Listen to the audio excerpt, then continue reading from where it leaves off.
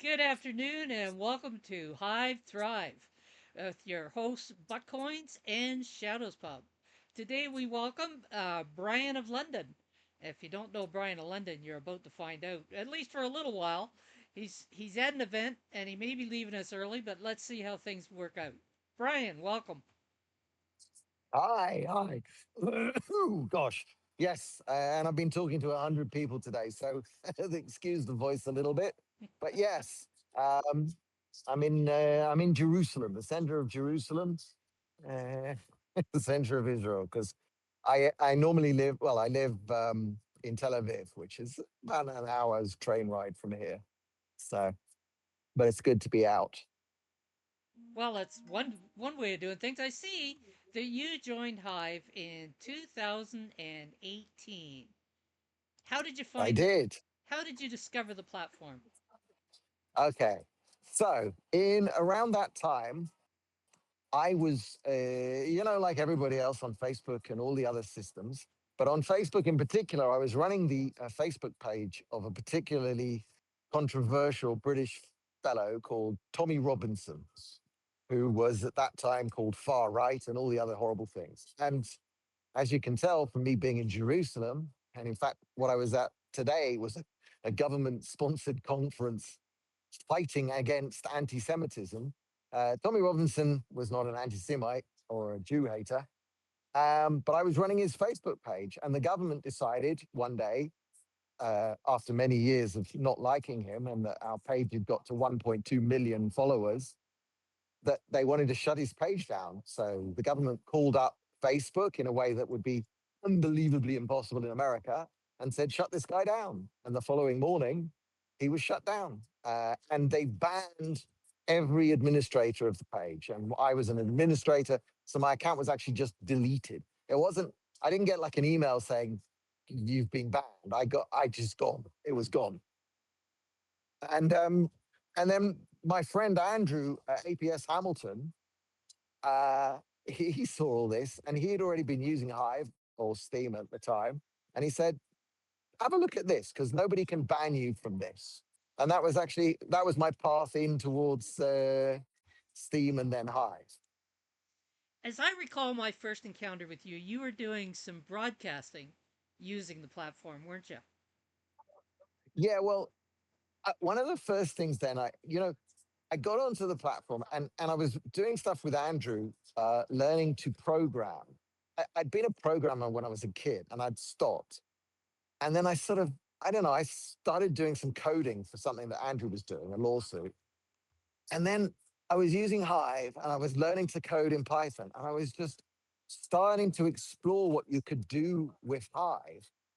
And I helped build for the podcasting. Okay. I've always loved podcasting. I've loved the technology of it because it's open. Podcasting does not depend on Google or YouTube or Facebook. It's outside of their control. It's independent. You can have a website, you put up an RSS feed, which is your podcast, which points to your episodes, and nobody can block that. They can take you out of a directory, but they can't actually block your podcast. And so I started work with people who are working to preserve that and keep that going. And we wound up using Hive for something which has been going to this day, which is that when you publish a new episode of a podcast, it actually gets announced on Hive. And about 2/3 of the world's active podcasts are using this today. And we're waiting for Apple to adopt this, to start watching this.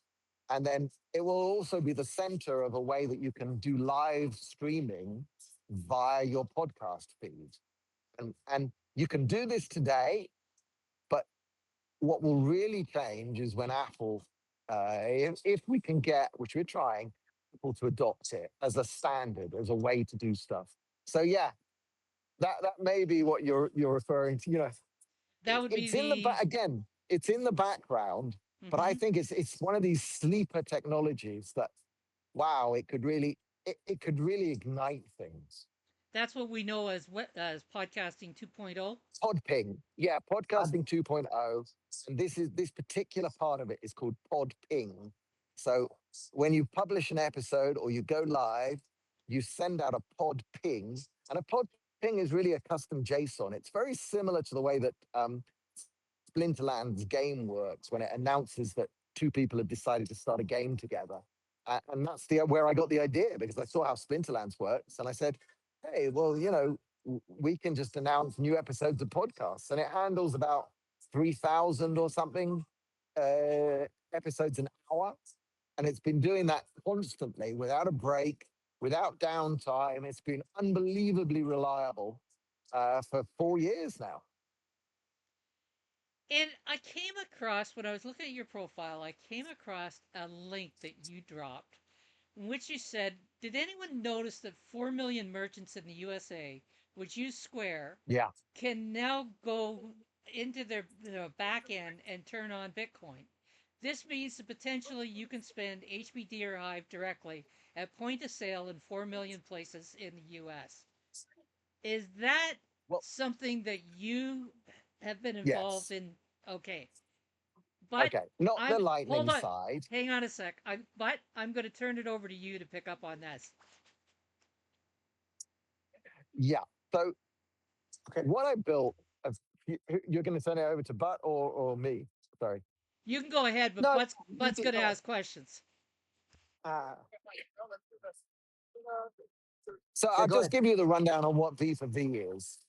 So what I what I discovered through podcasting 2.0, they were starting to use something called the Lightning system, which is built on top of Bitcoin, but I would say, a bit of a mess and hard to use. And where it was 3 or 4 years ago when I started using it, they thought everybody would run their own node, as it's called, and it would all be independent. But that hasn't happened. What has happened is that it's become a centralized service, uh, and it's denominated in Bitcoin. But what has happened is because a lot of venture capital money poured into it, it has got some major institutional backing, and so systems like Strike have opened it up to their merchants. So their merchants can go into the back end and say, I want to accept this payment system, which is built on Lightning, which is part of Bitcoin. And it's pretty instant. You show a QR code, you photograph a QR code, payment happens. But what I built was this bridge. So a bridge which is instant or nearly instant between Hive, HBD, and this Lightning payment. So if somebody shows you a Lightning payment request, instead of just tapping and paying with Apple Pay, you can photograph the QR code, hit send on hit payment on your Hive keychain, and it will send the Hive to my system, and it will pay the Lightning invoice. And all of that can happen in 3 or 4 seconds, which is easily fast enough for a small retail transaction for buying coffee and all of that stuff. And it's been working. And unfortunately, funnily enough, I've been out of the house for 2 days now, and something's gone wrong on the network, and I don't know why. And it's one of the first time it's been down. It's down right now at the moment, and until I get home tonight, I won't know why. Um, but it's been, other than that, it's been very, very reliable. And I've been working really hard to upgrade the back end software because I want to decentralize. Okay. I run it at the moment. I'm the only person. And my goal, which I'm close to getting to, is to have a piece of software that someone else can also run. So we can have two or three of me and a system that just chooses one of us to do the transaction. And by this method, we tap into this much bigger market of being able to pay with Lightning, but using our HBD or our Hive at the right times. Yeah, like for me, I from the day I found out about V for V app, I was always like, wow, this is huge. And then I've used it a bunch over the last couple years, um, and I often when I use it, I'll often make a post, and so I'm always surprised at how few people realize about this. And I think that it's like endemic of what happens a lot on Hive is like really cool things get built and then nobody quite realizes. I'm curious, has it what's the level of usage? Has it like it it increased, it has stay? been. Yeah. It was going up, and it is getting a reasonable amount of usage, not huge. Um, but again, I haven't really pushed it for a while, especially because I've been built. I really want to rebuild the whole back end, which I've done now, and it's almost ready to go. And I was actually waiting. I'm hoping for VSC to deliver because the other part of this is that I really at the moment, I'm basically using Binance. So you send it, if somebody sends me Hive and I give them Bitcoin, I have to go and make a mirror trade on Binance both ways. And I'm really waiting for the VSC people to deliver so that I can use their inbuilt trading, which I hope they will deliver, to go between Bitcoin and Hive or HBD. That will make a huge difference. And if once that happens, then the whole system is properly decentralized. And that's the bit. And so until that is nice, I'm kind of reluctant to make a very big shout about it. Yeah, that was actually another one of my questions further down. But since you're touching into it, I'll hit you there. So yeah, that was my understanding was somehow you were working with VSC. Is that the extent of it that you're just waiting, or are you Yes. actively working with Well, them as well? I'm active. Look, I'm running one of their nodes. I'm actively talking with them. I know what they're building. I know how it's going to work. But and my new version 2 of my back end, at the minute that their solution is ready, instead of me doing a trade on Binance, I can flip a switch and I'll be able to trade because basically trading on their system is going to be as simple as sending custom JSON transactions to Hive. So I'll sign a Hive. Basically, it'll work exactly as it does at the moment, but in the background there'll be a step that I will do that does a mirror trade, and I'm just waiting for them to turn that on, basically. And I really hope they do soon. And I we have no expectations for you to know information, but what is your feeling? I think I feel like we've been in this like waiting for VSC the whole chain. Like, do you get the feeling I that know. they're putting something? Is it happening soon? Do you I, have any feeling? I don't have a dramatic amount of inside information, so I've heard good some stuff, and I know it should have been. I think it's proved harder than to integrate it with Bitcoin. Look, I integrated with Lightning a while back, and it's a nightmare. I'll be honest. It's like working with anything to do with Bitcoin is not as easy as it should be. Bitcoin is just a clunky system and slow, and you have to be really careful when you're building this kind of stuff with liquidity pools and stuff.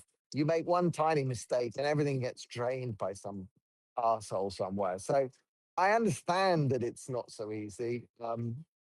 But yeah, I don't have any inside. I don't have more than that. I'm really Sure, hoping that they will sure. deliver. Like I'll just like I mean, my side. system will still work, but I don't like being the only one. And at the moment, I Sure. am the only one, and that's a slight annoyance. Sure, that makes sense. And kind of circling back to what you were saying about like how Strike opened up that you can activate Bitcoin and or Lightning, and just even just generally what we're kind of talking about here. I've always felt that there's well, it's more like it's come to my thought process that it's like why they all this money, all this VC money went in to be able to like make the Lightning Network and make it like be able to like work. But I feel like there's something like nobody general in general, nobody wants to spend. Bitcoin, even if it's Lightning. Like they just don't want to spend it. It's Yeah, like and it's and this is almost the nature of it the is to hold it, that's right? that's the problem with Bitcoin being denominated in Lightning, and that's why being able to do a instant transaction $5 Lightning, then you don't care what the Lightning, you don't care the Bitcoin rate. You're not selling Bitcoin, you're selling I back dollars, which is fine.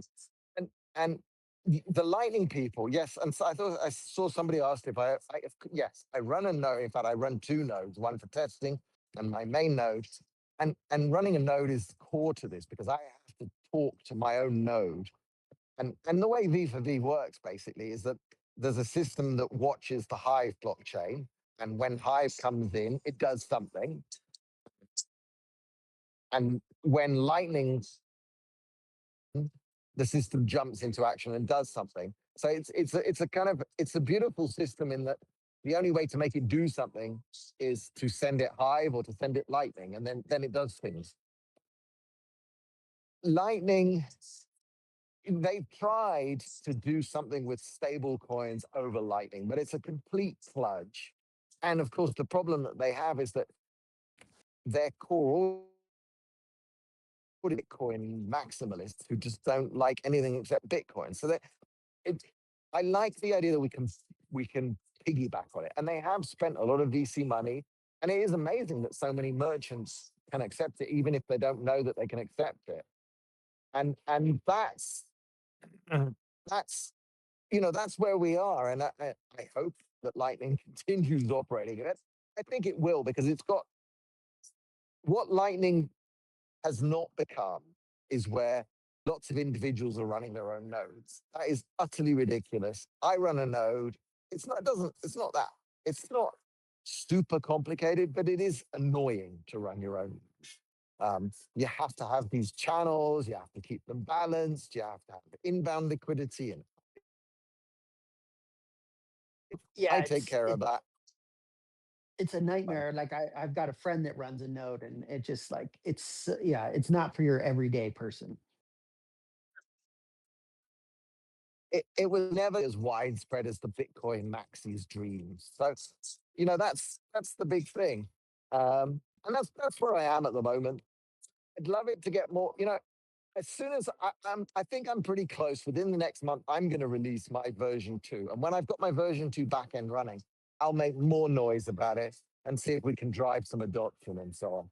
But I'm actually I want to sort of jump off fairly soon. So if we've got a few more questions, Yeah, I mean, obviously, we're designed as an hour-long show, so I have plenty more questions, but I think we'll contain it to this general subject for now. Um, but yeah, I do think that this is one of like the nice things that you brought it up just before is that actually if you're using Hive or HBD, it's like you're not like using like Lightning because there is an inherent like desire to hold Bitcoin, but you don't like I never have any problem with the idea of like spending my Hive or spending my HBD. So I have done lots of transactions like that. So I do see that as a little sliver of possibility that could expand into being much bigger than a sliver. So I still hold out excitement for it. So why don't we just ask? I'm kind of curious. What are you currently most excited about that you're working on? well, I said about having these, I mean, the other thing, the podcasting thing. Actually, I'm kind of like I don't want to shout about that because I almost don't want Apple to know that it's built on a blockchain. I mean, they'll figure it out, but I want them to start using it before realizing what the underlying technology is. I want, and Hive almost does this. Hive melts into the background, but I think for us as Hive, look, we're down in the dumps, uh, price wise, and just basically crypto is just it's just not the thing. AI, we've been through like three cycles or whatever. Since crypto, we've had I don't know what came after crypto, and then we had the NFTs and a hype cycle, and now the AI is the big thing, which is also going to boom and bust. There But was the meme. we've still got yeah, and but Hive is an underlying. I think it's actually become almost an internet protocol. If we can keep it running as we have done, it's so reliable. Um, for what podcasting is using it, it's an internet protocol. It's the everyone for the internet.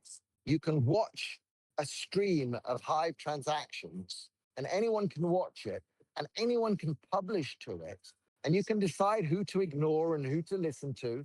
And there's the resource credit system which stops spam to a certain degree. You can spam massively because that was resource you have to invest first. We've got a beautiful system which we just haven't. I don't think everybody's. I don't, we just haven't done a good job on telling the story of all the other things. And aside from that, having been cancelled, I was kicked off to now X for a year for writing a joke for quoting Monty Python. I was permanently deleted from Facebook. And Hive remains the place I call my digital home because it's reliable. And I don't have to pay for the servers to stay up. I write a blog post and I'm certain it's going to be there for years to come. So we've really got something. We're holding on. And I'm just sort of waiting for us to see a spark. Maybe it's not something I built, but something someone else builds. It just catches fire and gets everybody's imaginations going. Well, I definitely am hoping the same thing. And I feel very similar. I just feel like we're a sleeping giant with so much potential, and we struggle with our messaging. We struggle with explaining it to people, and maybe we've even struggle with what exactly our highest thing is. We're almost like, sometimes I feel like we're like the Walmart of blockchains, because we are a lot Yeah, of things, and so then that just we confuses don't know people. what we are. Right, right. Yeah, yeah. I'm just on a podcast. Anyway, listen, I'm going to have to go back in. Listen, I think it's good to just do half an hour to be honest. My voice is cracking up here. Um, and hopefully, I, I think I'm going to be close to releasing 2.0 in a month or so. And we'll do this again. We can ask more questions. Does that sound good? Yeah, I mean, we're like, like you see our show. We got about, I don't know, looks like Yeah. 15 or so people out here. So I think it's worthy of another chat, and push it to a month when Okay. you get your release. Yeah. And I guess we can, here at the show, And we I'll can try not just. to. I'm sorry to double schedule, but this thing came up with I got invited to this big conference, and I've hardly been out of the house for 2 years. So that's what it is. So anyway, listen, it's great talking to you guys. Keep working. I think we've got an amazing technology, and we're going somewhere along the line. Something's going to catch fire for us. Yeah, I agree. I agree. Sounds like Just a good hold the thing. line. uh, All right. so Thanks, so you guys. I'm going to drop off. And All right. for the sake of the recording, we'll let Bye. everybody know that next week, our guest is going to be Matt Starkers, and so join us in for next week's Hive Thrive. And we're going to go into the after show right now, and we can just open up and keep chit chatting because this was a short show. So thanks for coming. Thanks for being here, folks.